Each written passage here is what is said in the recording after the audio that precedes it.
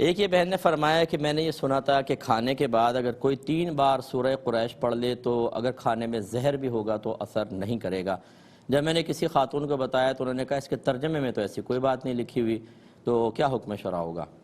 دیکھیں اس طرح کی روایت آپ نے سنی ہوں گی، یہ باقاعدہ کوئی حدیثوں کے اندر عمومی طور پہ چیزیں نہیں ہوتی ہیں، اور سنی سنائی بات کسی کے تجربے میں کوئی بات آئی، کوئی عامل صاحب نے بات بیان کر دی، تو ہر عامل اس طرح کے وظائف دینے کے سلسلے میں قابل اعتماد نہیں ہوتے۔ بعض خود ہی ایجاد کر کر کے چیزیں بیان کر رہے ہوتے ہیں۔ بہت سی شفاؤں کا تعلق کسی بھی وظیفے سے خود ہی جوڑ کر 10 دفعہ یہ پڑھ لیں شفا ہو جائے گی، پوچھیں کہاں لکھا ہوا ہے یہ معلوم نہیں،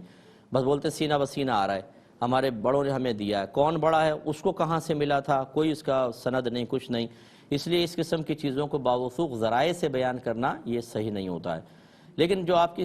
سہیلی نے کہا یہ بھی ضروری نہیں ہے کہ اس آیت کے ترجمے میں کوئی ایسی چیز موجود ہوگی تبھی ہوگا۔ اگر میں سورہ اخلاص کو برکت کے لیے پڑھوں تو بتائیں برکت حاصل ہوگی کہ نہیں ہوگی، حالانکہ ترجمے میں کہیں برکت کا ذکر نہیں ہے کہ اس کو پڑھو گے تو برکت ملے گی، تو ان کا خیال بھی یہ غلط ہے، ٹھیک ہے نا۔ تو یہ لیلافی قریش جو ہے یہ کھانے سے پہلے پڑھنی ہوتی ہے، جو میں بھی آپ کو یہ عرض کر دیتا ہوں کہ اگر، اور یہ ہوتی ہے اس کے لیے اگر کھانے پہ سفلی وغیرہ کروایا ہو، بعض اوقات کھانے کے ذریعے اس پہ جادو ٹونا کر کے گندی چیز پڑھ کے ملا دیتے ہیں اور وہ کھلا دیتے ہیں، جس سے وہ کھانا جب پیٹ میں جاتا ہے تو رگوں کے اندر وہ چیز سرائیت کر جاتی ہے اور عمومی طور پہ بیماری کی شکل میں ظاہر ہوتی ہے، اور اس کا علاج بہت مشکل ہوتا ہے کیونکہ سفلی پھر رگوں کے اندر پھیل جاتا ہے، اس کے اثرات پھیل جاتے ہیں۔ اس اثر کو زائل کرنے کے لیے ایک مرتبہ سورہ قریش اگر کھانے سے پہلے پڑھی جائے تو یہ مطلب کہا گیا ہے، لیکن وہی میں اگر آپ کو بیان بھی کر رہا ہوں تو میں باوثوق یہ نہیں کہوں گا کہ یہ حدیث میں آیا، فلاں میں آیا، ٹھیک ہے، کسی کے تجربے میں آیا ٹھیک ہے، کوئی کرے ٹھیک، نہیں کرے تو نہ کرے، لیکن بعد کی روایت تو یہ اس طرح کا کوئی